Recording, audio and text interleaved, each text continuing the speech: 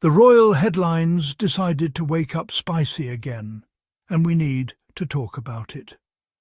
What is unfolding behind palace walls right now feels less like a centuries-old institution and more like a family group chat that keeps going off the rails.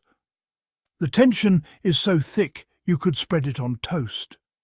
A growing chorus of royal commentators is insisting that King Charles is in a make-or-break moment and that the monarchy is wobbling because one particular relative refuses to pack his bags and move along. And when experts start saying words like collapse, you know it is time to sit up straight and sip your tea slowly.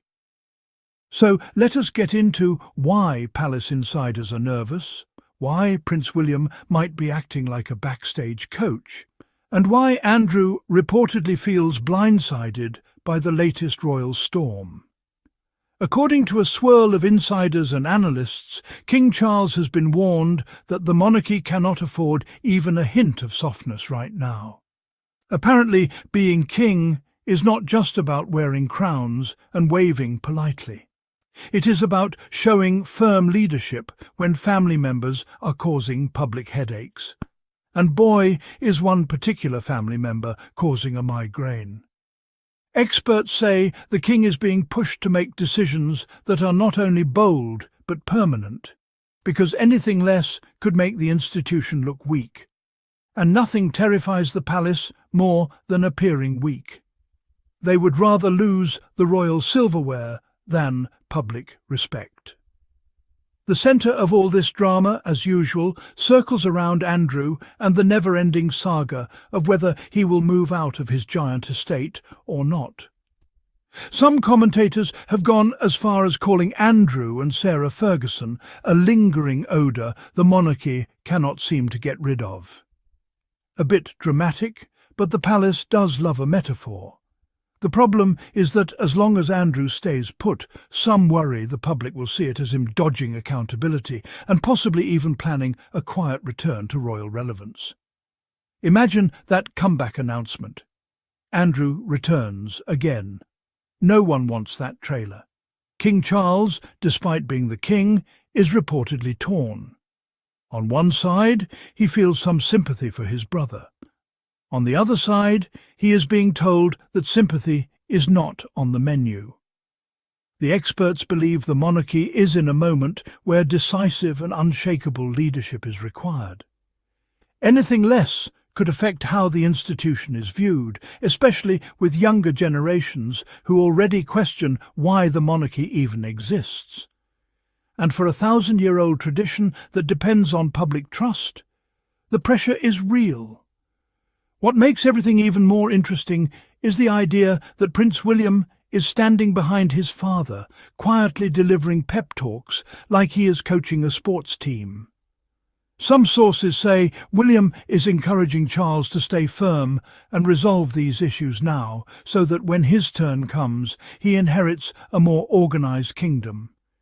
You can almost imagine him whispering, "Fix it now, Dad, so I do not have to deal with this later."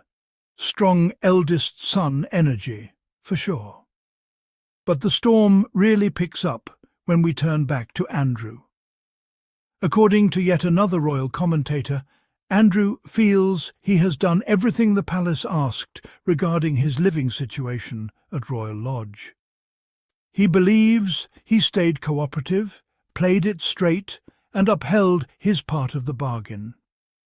So when he was told it was time to let go of his long-standing lease and prepare for a move to smaller private accommodations, he was reportedly stunned and deeply frustrated.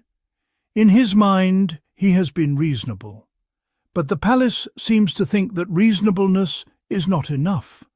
They want action, which brings us to the real blow. Reports claim that a formal process has already begun to strip away the remaining styles, honours and titles he once held. Once the dust settles, he will be known as Andrew Mountbatten Windsor, a simple name with none of the shine it used to carry. It is a striking reminder that the royal brand is more fragile than it looks. When mistakes become international news, consequences tend to follow. Then there is the matter of Royal Lodge itself, the massive estate that Andrew has held on to like a life raft. His lease has always given him legal protection, which allowed him to stay despite growing pressure from the palace. But now that formal notice has been delivered for him to surrender that lease, the clock is officially ticking. And the phrase alternative private accommodation is doing its very best to sound gentle while carrying the weight of a forced relocation. The larger issue is that the palace wants to present an image of stability. They want the public to believe they are modern, responsible and capable of handling internal conflict with elegance. But nothing about this situation has been elegant. It is more like a slow-moving train of tension with expert commentary every 5 feet. The monarchy keeps trying to project calm authority, but it is difficult to look steady while dealing with a relative who refuses to budge. These kinds of scandals strain credibility, and public trust is something the monarchy cannot afford to lose. This is why commentators are getting louder. They believe Charles has to walk with strength, not hesitation. The monarchy is a symbol, after all, and symbols only survive if people still believe in them. If the institution looks confused or indecisive, faith weakens. And with polls already showing declining interest in the royal family among the younger public, the stakes are higher than ever. William's involvement also sends a message. If he really is nudging his father to take firm action, it means he understands the long-term consequences of appearing too gentle with Andrew. William has always presented himself as the future king who prefers structure over chaos. He is famously private, controlled, and strategic. The last thing he wants is to inherit unresolved scandals or disgruntled relatives still clinging to outdated privileges. What makes this whole saga even more frustrating for the palace is how the media amplifies every detail. The public sees Andrew living in a sprawling estate while no longer carrying out royal duties. They see reports of him resisting efforts to downsize. They see a king who is being pushed to act decisively yet appears to be dragging his heels. And the optics, to put it mildly, are not flattering. The palace might love tradition, but the public loves accountability more. And that is the heart of why experts talk about collapse. Not because the monarchy will disappear overnight, but because public support is the oxygen that keeps it alive. If enough people decide they are tired of royal drama and double standards, the institution weakens. So when Charles is warned to show strength, it is really a warning about perception. And perception has always been the monarchy's lifeline. Still, even in the middle of all this tension, the palace continues with symbolic gestures meant to reinforce authority. Removing titles, reducing roles, redrawing boundaries, issuing formal notices.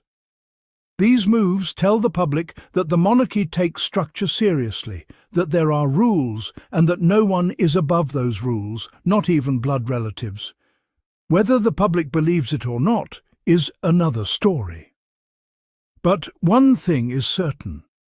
The royal family is once again proving that no matter how many centuries they have existed, they are still very capable of producing drama worthy of a television series. If they ever released a documentary titled The Windsors in Real Life, every episode would probably end with a cliffhanger and a disclaimer. And yet, here we are, watching it all unfold in real time as the palace tries to juggle dignity, control, and damage control. Whether Charles succeeds or struggles, the show continues. And the experts, the press and the public will keep analysing every shift in tone, every decision, every closed-door meeting, and every headline hinting at turbulence. The monarchy is a symbol. But symbols, just like people, can get stressed. Which brings us full circle. Charles has to decide whether he will rule with firmness or sentiment. Andrew has to decide whether clinging to a mansion is worth becoming the centre of global attention again. William has to decide how much influence he wants to exert behind the scenes, and the public will decide what they think about all of it. Because without the public, all of this is just a family squabble in a very big house. Now, if only the palace would install a suggestion box, it would fill up in seconds. As for the monarchy itself, this moment matters. The decisions made now will echo into the future of the institution. And as long as this drama keeps giving, you know the Sussex squad will be here to break it all down. If you enjoyed hanging out with me and diving into this royal roller coaster, make sure you hit that subscribe button. Help the channel grow by supporting through Super Thanks, and if you want to go the extra mile, feel free to buy me a coffee. Every bit of support helps keep the content flowing. Let me know your thoughts in the comments. Do you think Andrew will finally pack up his things? Or will we be here next year still talking about Royal Lodge? Thank you for being here, thank you for supporting, and I will see you in the next one.